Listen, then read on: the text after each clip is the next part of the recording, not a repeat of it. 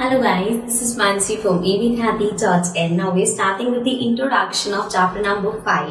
The name of the chapter is Understanding Elementary Shapes. So this means chapter के name से हमें पता चल रहा है कि हम यहाँ पे इस chapter में shapes discuss करेंगे. Basic shape, triangle, angles, coordinators, ये सब हम shapes इस chapter में discuss करेंगे. So this is a introduction video जिसके अंदर हम इस चैप्टर के कंसेप्ट्स और टॉपिक्स को पहले से ही डिस्कस कर लेंगे ताकि जब हम एक्सरसाइजेस के क्वेश्चंस करें तो हमें ऑलरेडी कंसेप्ट्स क्लियर हो. Okay, so let's get started.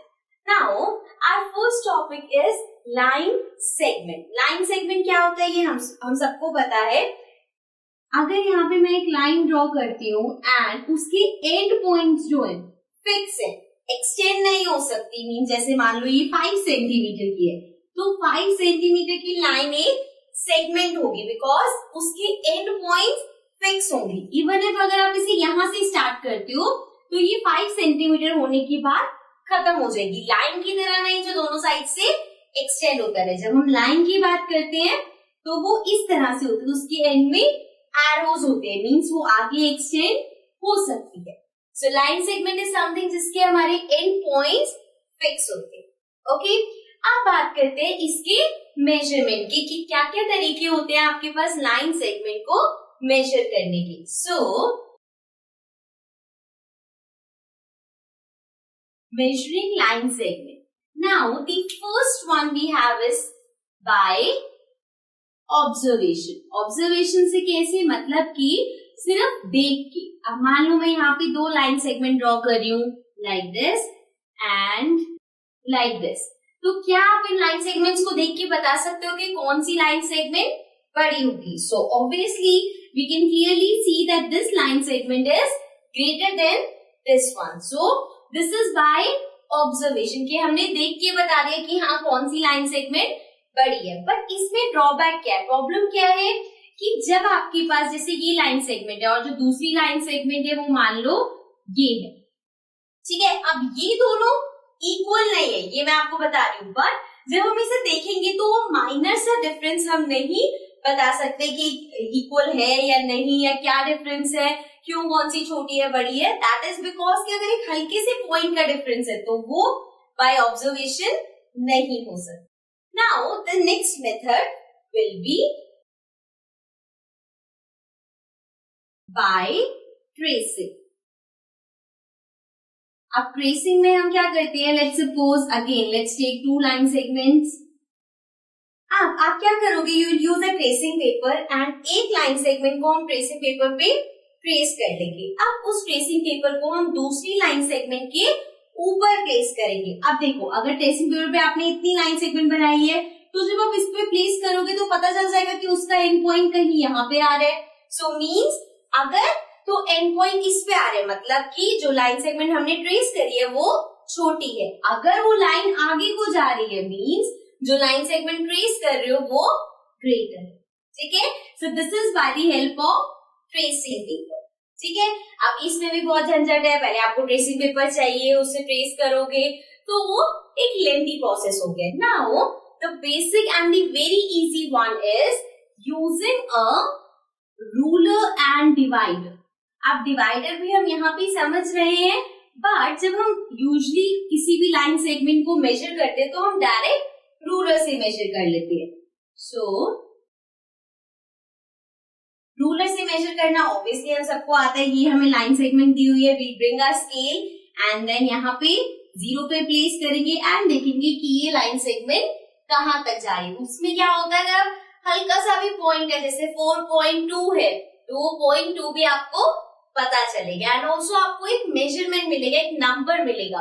Observation और ट्रेसिंग में आप ये तो बता सकते हो कौन सी बड़ी है कौन सी छोटी है, लेकिन ये नहीं बता सकते कि कौन सी कितने सेंटीमीटर की है. राइट, सो एक तो हमें रूलर और डिवाइडर की हेल्प से एक्यूरेट मेजरमेंट मिलेगा, ऑल्सो एक नंबर भी मिलेगा कि वो कितने सेंटीमीटर की है. राइट, सो रूलर से मेजर करना हम सबको आता है. डिवाइडर की हेल्प से मेजर कैसे करते हैं, डिवाइडर इज लाइक जिसकी जैसे कंपास होता है सेम उसी तरह, बट कंपास में हमारे पास एक पेंसिल के लिए होल होता है, लेकिन इसमें आपके पास दोनों तरफ पॉइंटर होता है. सो आप अपनी डिवाइडर की जो निडल है, एक निडल को इस पॉइंट पे प्लेस करोगे, एक निडल को इस पॉइंट पे, मतलब यहाँ प्लेस करने के बाद डिवाइडर को ओपन करोगे इस पॉइंट तक, तो वो आपका डिवाइडर ओपन हो जाएगा। जितना ओपन हुआ है वही सेम आप ले जाकर एक रूलर के ऊपर 0 पे निडल प्लेस करोगे फर्स्ट, डिवाइडर उतना ही ऊपर रखना है, एंड देन डिवाइडर कहां तक जा रहा है उतना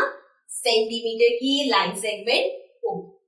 Okay, so this is how we use a divider and ruler to measure line segments.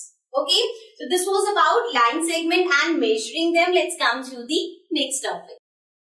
Now coming to the next topic. So the next topic we have is angles. अब angles हमारे पास बहुत ही बड़ा टॉपिक है. Why? Because angles के अंदर बहुत सारे angles आते हैं measure के according, या फिर हमारे पास डिग्रीज क्या क्या है, कैसी शेप्स है, उनके अकॉर्डिंग हमारे पास बहुत सारे एंगल्स है. बट अभी हम स्टार्ट कर रहे हैं बेसिक 3 एंगल्स से, which is right angle, complete angle and a straight angle. अब ये एंगल्स क्या क्या होते हैं, इनमें क्या डिफरेंस है, let's see.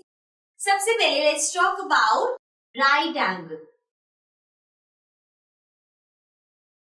So right angle हमारा होता है 90 डिग्री का एंगल. मतलब कि अगर आपके पास ये लाइन सेगमेंट है एंड इस पे आप 90 डिग्री का एक एंगल बनाते हो विच विल बी स्ट्रेट इस तरह से इसके ऊपर, सो ये एंगल 90 डिग्री का है, या हम बोल सकते हैं it is a right angle. Okay, next हमारे पास है स्ट्रेट एंगल. स्ट्रेट एंगल होता है राइट एंगल का डबल, मतलब 90 प्लस 90 180, राइट. और इसकी जो शेप होती है इट इज स्ट्रेट लाइन. जैसे ये अगर लाइन सेगमेंट है, सो यहां से ये पूरा एंगल इज 180 डिग्री, राइट. अब देखो, अगर मैं यहाँ पे डॉटेड लाइन से रिप्रेजेंट करूं तो ये 90 डिग्री, ये 90 डिग्री, दोनों 90 डिग्री मिलके बना दिया 180 डिग्री का straight angle.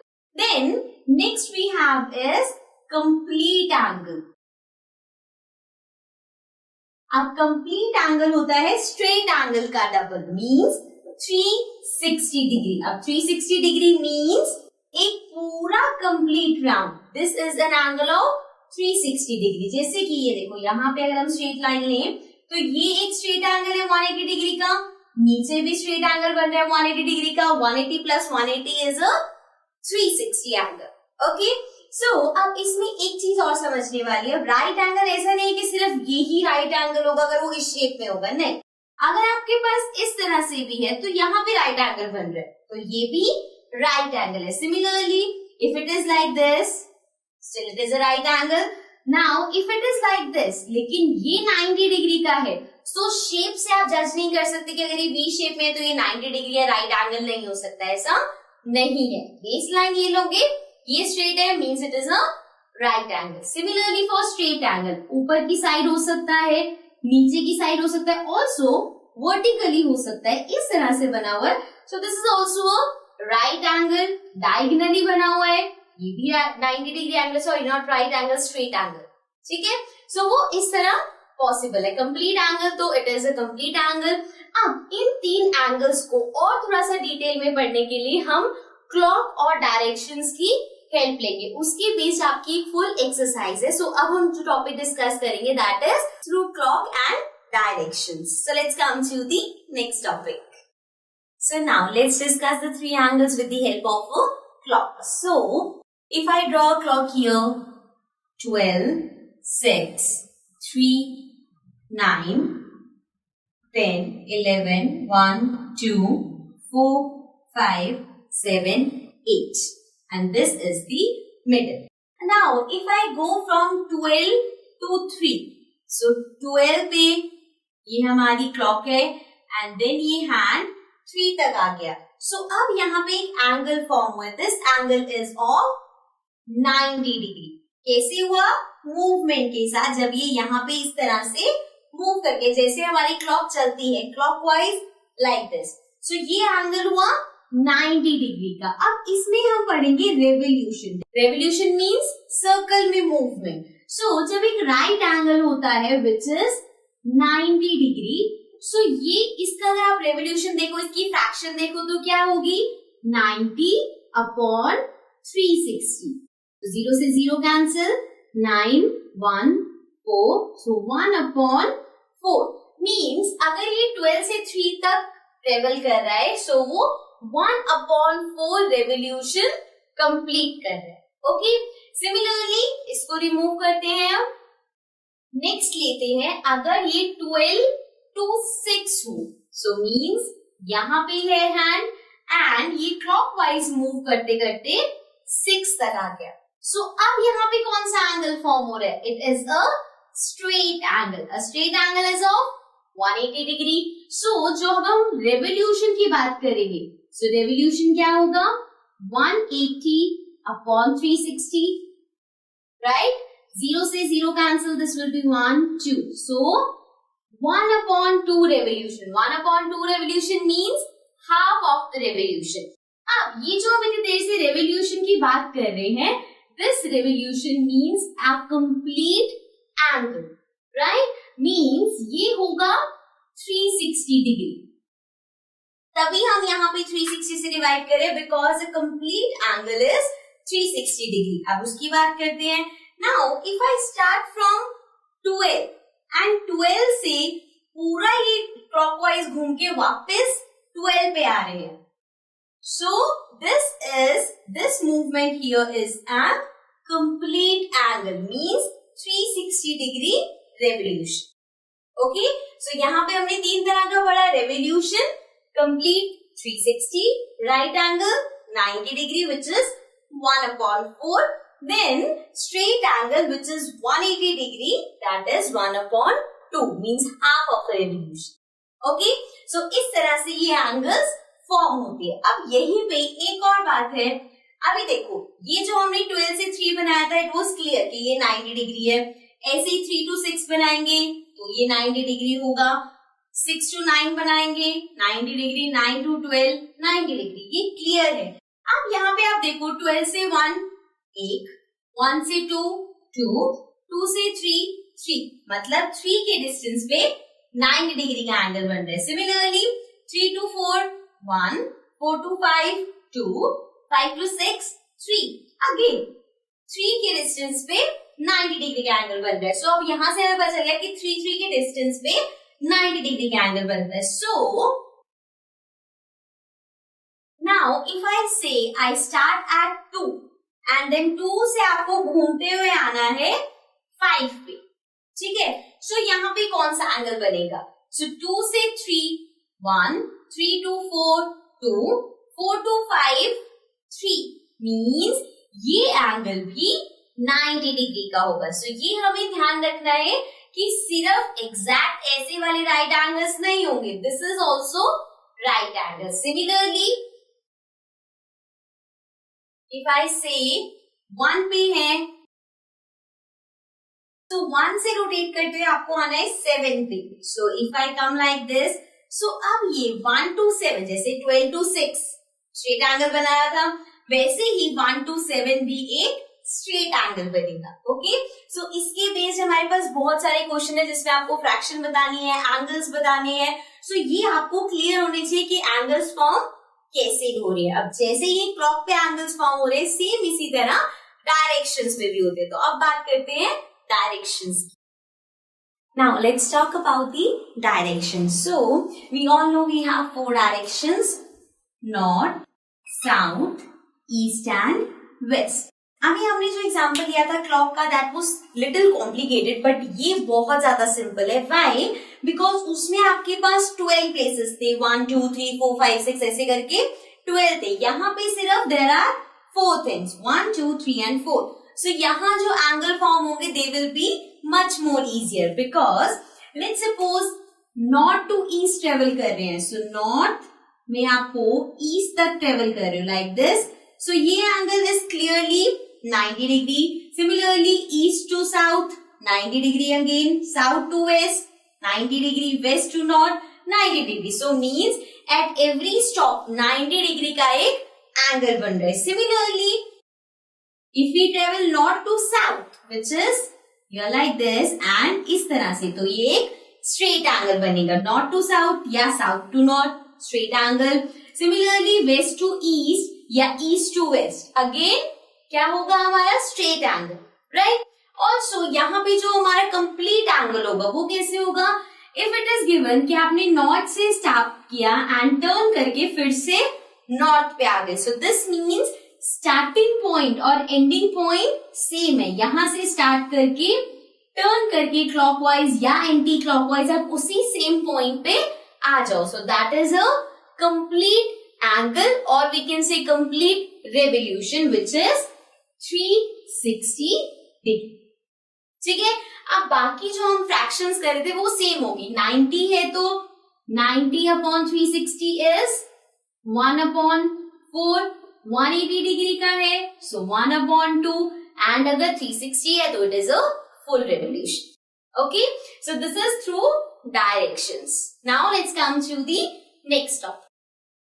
Now the next topic we have is again angles. जैसे कि अभी हमने बात करें there are a lot type of angles, so अभी हमने जो डिस्कस करे हैं there are 3 angles which are complete angle, right angle and a straight angle. अब इसके अलावा we will talk about 3 more angles which are namely first acute angle. अब acute angle क्या होता है, कोई भी एंगल जो राइट एंगल से छोटा है, मींस 90 डिग्री से छोटा एंगल। 90 से छोटा क्या क्या है, 60, 40, 45, 30, 32, कोई भी एंगल है which is less than 90 is an acute angle. अब इसकी फिगर कैसे होगी, we will come to that. Next है हमारे पास ऑब्ट्यूज एंगल। ऑब्ट्यूज एंगल क्या होता है, angle which is greater than 90 degree. अब 90 डिग्री से ग्रेटर एंगल, ठीक है, 90 से बड़ा एंगल 120, 160, 150, 132, ये सारे एंगल्स ऑब्ट्यूज एंगल है। Next we have is reflex angle. Reflex angle वो एंगल्स होते हैं जो 180 डिग्री से भी बड़े होते हैं, जैसे कि 270 डिग्री, 230 डिग्री, 320 डिग्री, इस तरह के एंगल्स जो 180 डिग्री से भी बड़े हैं दे आर रिफ्लेक्स एंगल। अब एक छोटी सी कंफ्यूजन यहाँ पे होती है, ऑब्ट्यूज एंगल है 90 से बड़े, so if I talk about 270 degree, अब 270 डिग्री तो 90 से भी बड़ा है, सो ऑब्ट्यूज में आपको ये ध्यान रखना है that it is more than 90 degree but less than 180 degree.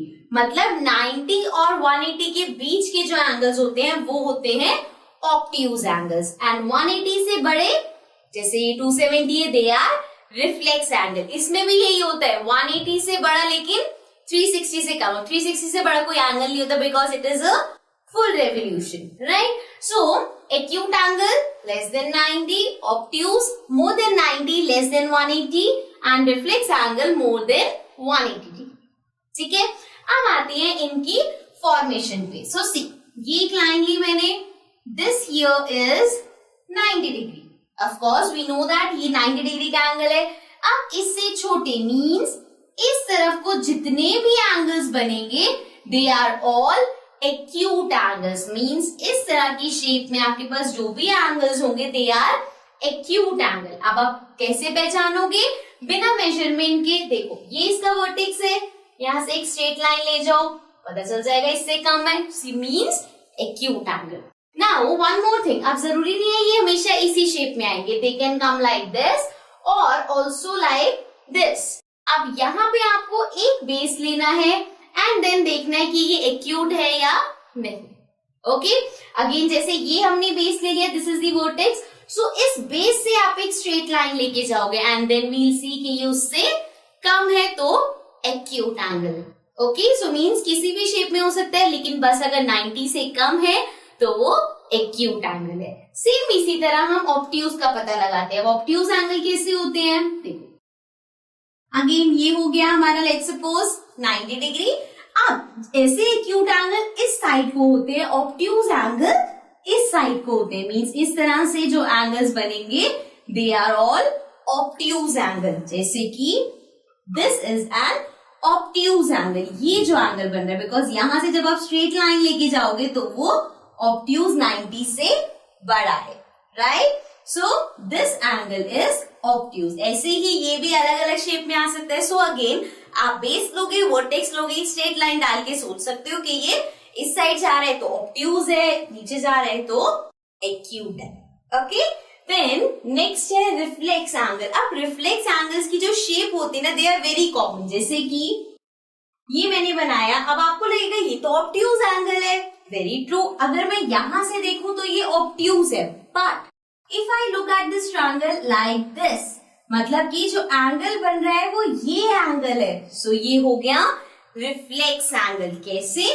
ये जो आपका बेस लाइन है इसको एक्सटेंड करो। जब हम इसको एक्सटेंड करेंगे तो ये एंगल नीचे वाला बन रहा है 180 डिग्री, और जिस एंगल की हम बात कर रहे हैं वो 180 से भी ज्यादा है। So this is how we find कि ये एक रिफ्लेक्स एंगल है। रिफ्लेक्स एंगल में हमें ये जो एंगल का साइन बना होता है इसका बहुत ध्यान रखना है। जैसे सिमिलरली इसका एक और एग्जांपल लेते हैं। अगर हम एक्यूट एंगल ले रहे हैं इस तरह से, so this is an acute angle. लेकिन if I talk about this angle, तो ये एंगल कौन सा होगा?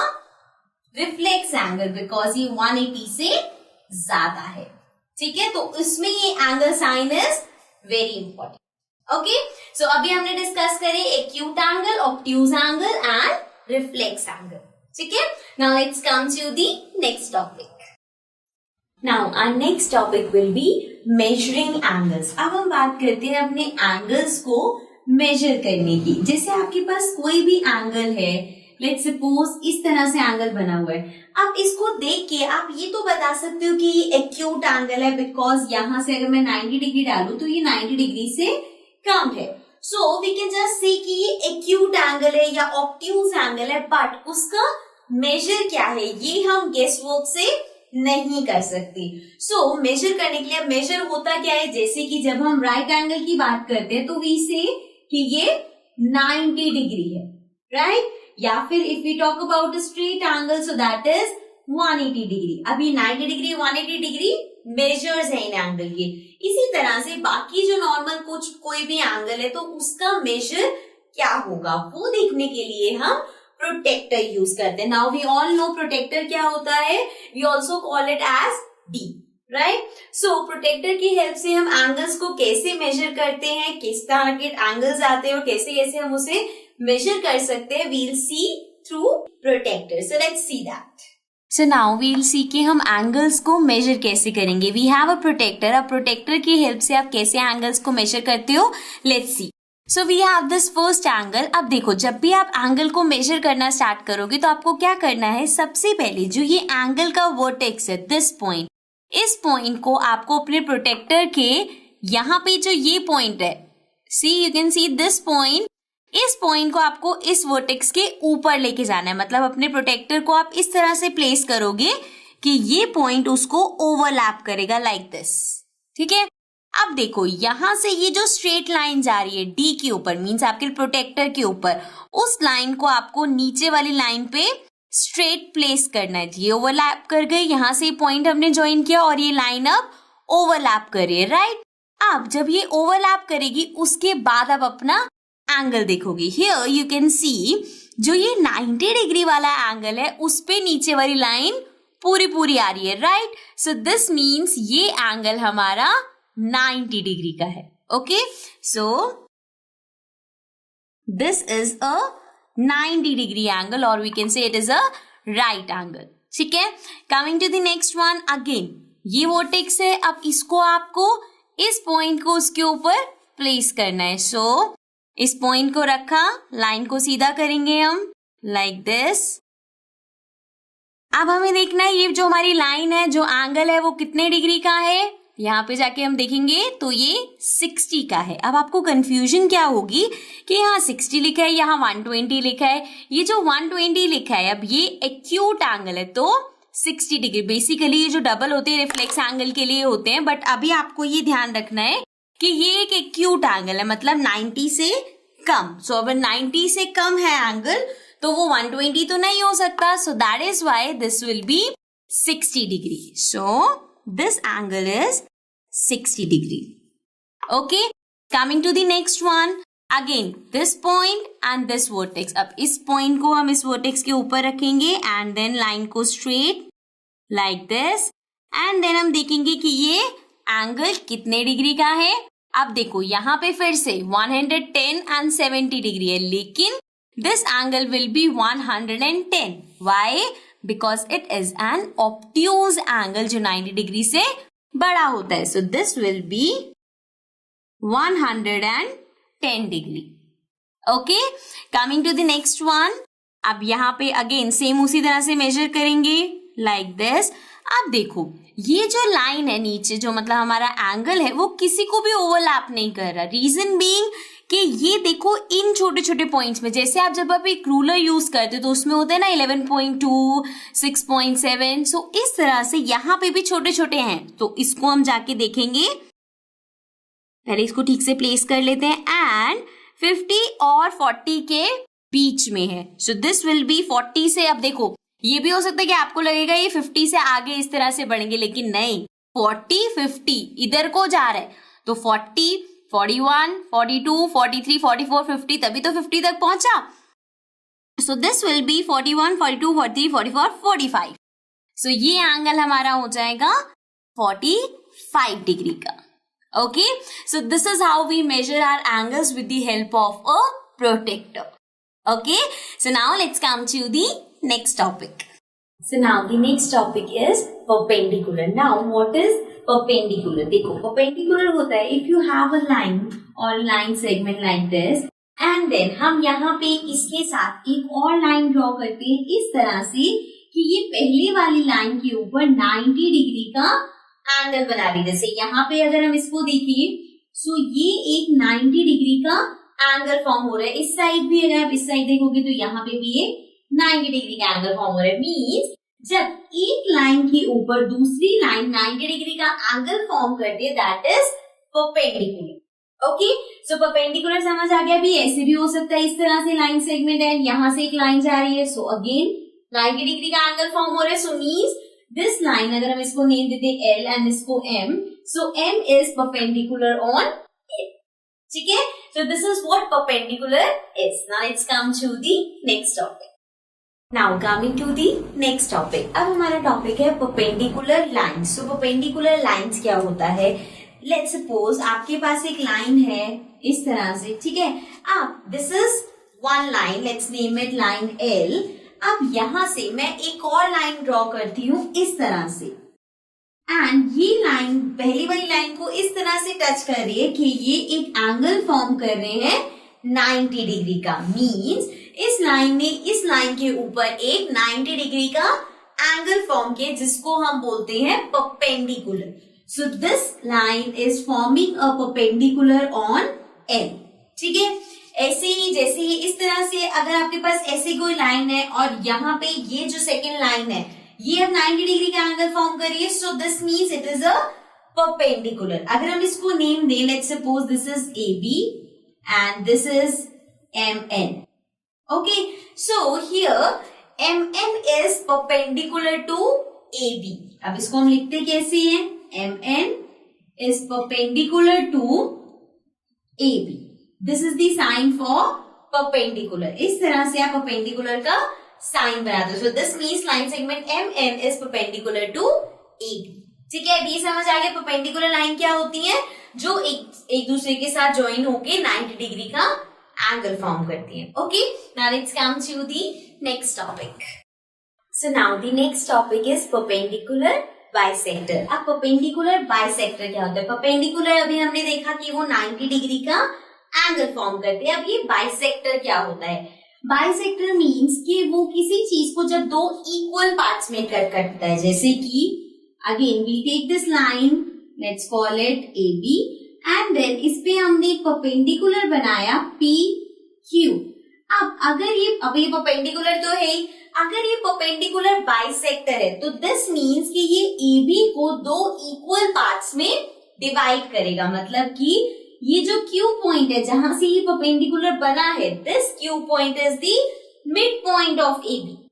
अगर ये परपेंडिकुलर बाइसेक्टर है सो हमारा AQ इक्वल हो जाएगा QB के, क्योंकि वो 90 डिग्री का एंगल तो फॉर्म करेगा, साथ ही साथ AB को मतलब जिस लाइन पे वो फॉर्म हो रहा है उसको दो इक्वल पार्ट्स में डिवाइड कर देगा. अब डिफरेंस क्या है परपेंडिकुलर का और परपेंडिकुलर बाइसेक्टर का? ये एक परपेंडिकुलर बाइसेक्टर है.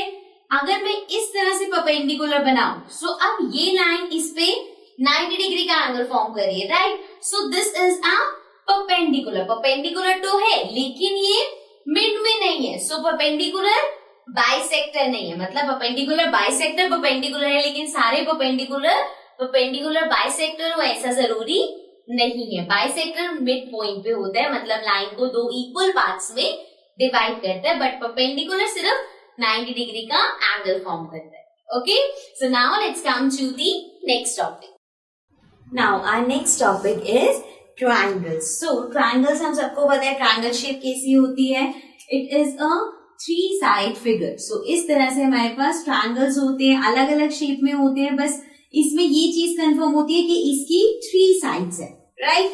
नाउ अब ट्रायंगल्स के जो टाइप होते हैं, मतलब there are different type of triangles.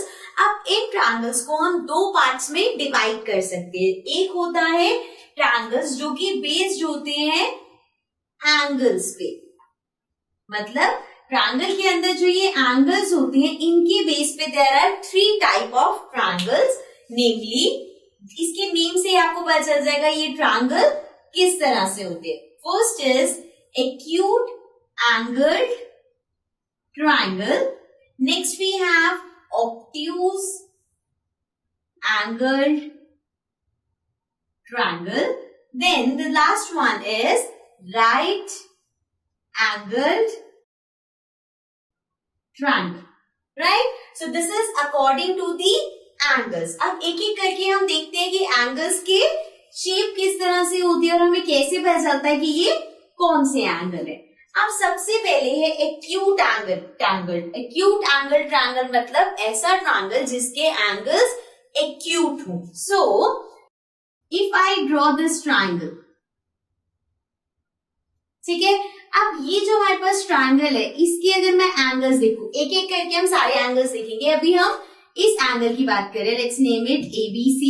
Now angle A, so AC base हो गया एंड इसको अगर मैं स्ट्रेट लेके जाऊं तो ये 90 डिग्री है और एंगल किस साइड है, इस साइड, मतलब angle A is acute angle, angle BAC हो गया acute.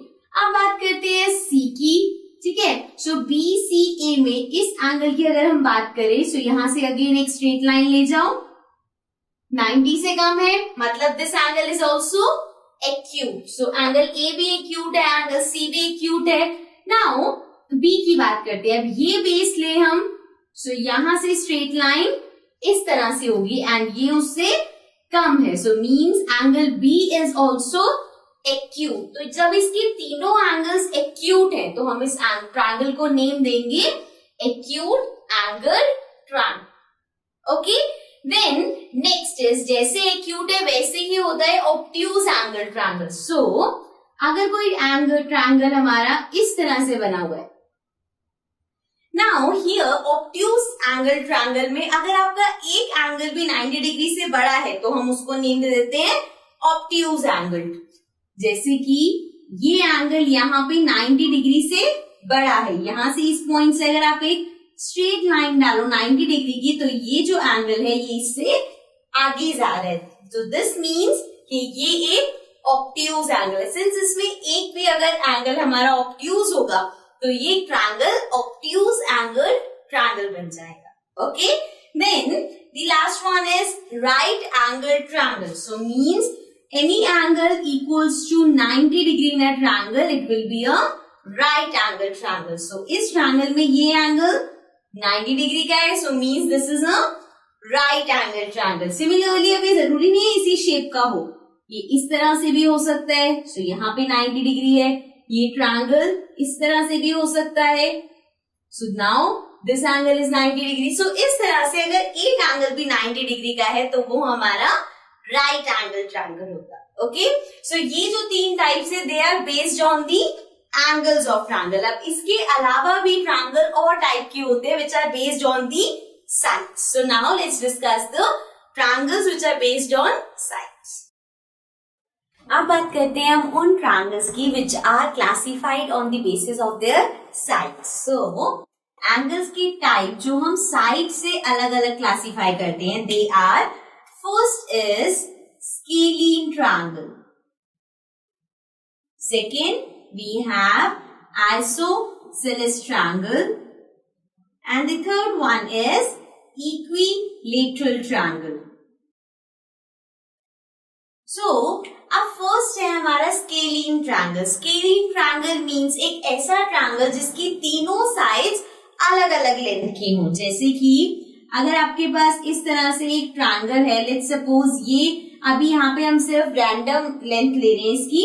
So if this is 15 centimetre, this is 17 centimetre and this is 16 centimetre. So अब इनकी जो लेंथ मेजरमेंट्स है, they are 15, 16, 17। So this means कोई भी साइड एक दूसरे के इक्वल नहीं है जब तीनों की लेंथ अलग अलग है। So that is scalene triangle. So अगर तीनों की लेंथ अलग अलग है तो हम बोलते हैं ये scalene triangle. Okay, next we have isosceles triangle. Isosceles triangle means two adjacent sides are equal. For example, this is 15 centimeter, this is 14 centimeter, 14 centimeter. अब यहाँ पे क्या है, दो साइड्स इक्वल है, ये भी 14 सेंटीमीटर है, ये भी 14 सेंटीमीटर है। बेस इसका डिफरेंट है, 15 या कुछ भी हो सकता है, बट दो साइड्स यहाँ पे इक्वल है, means it is N isosceles triangle. अब सिमिलरली जरूरी नहीं है कि यही दो साइड्स इक्वल हो।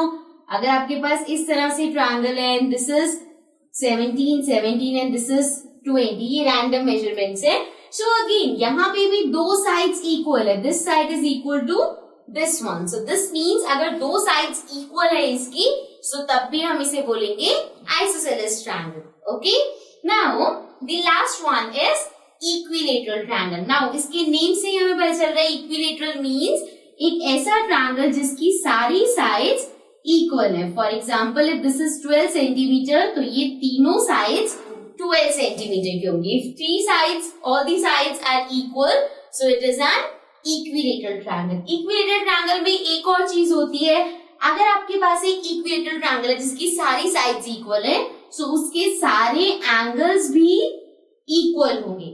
Means in an equilateral triangle all the angles are also equal and plus एक तो sides equal है, angle equal है, also इसकी जो angle है सारे angles 60 डिग्री के होंगे।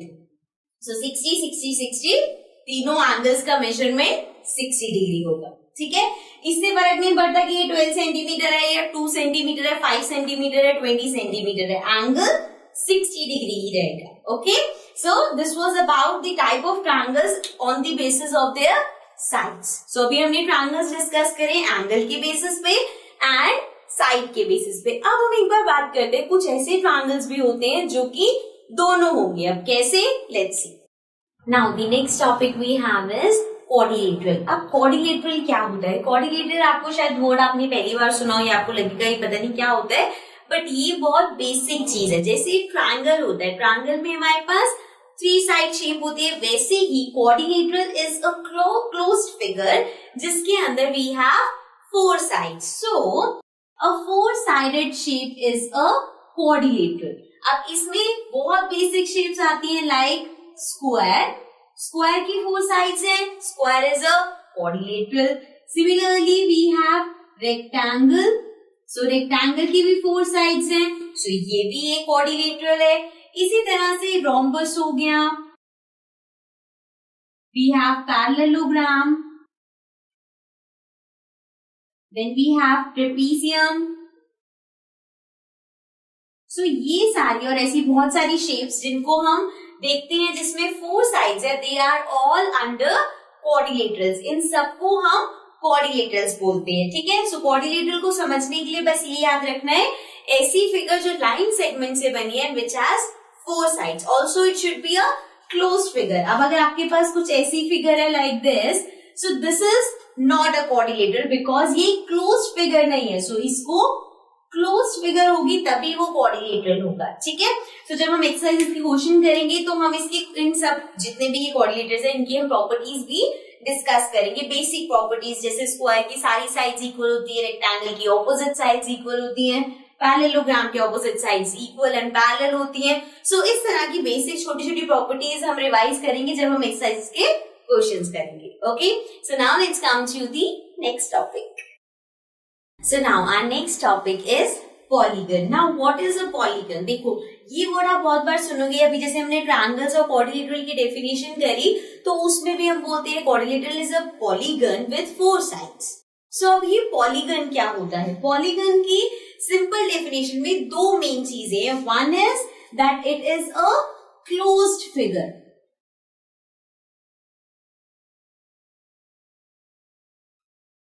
So polygon is a closed figure made up of line segments.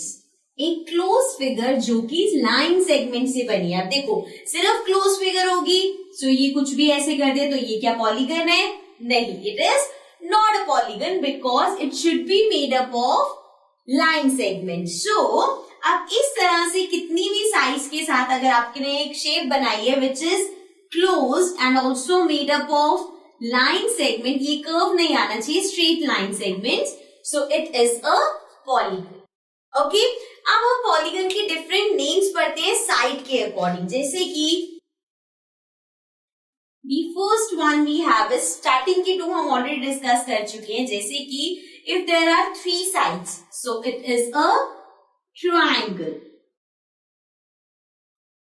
which is like this. Again, a closed figure and made up of line segments. So three line segments से बना है तो it is a triangle. Similarly, four line segments से बना है तो it will be a quadrilateral. So any figure with two sides is a quadrilateral. ठीक है. Then next हमारे पास है अगर उसकी 5 sides है, so we call it a pentagon. 5 sides can be like this.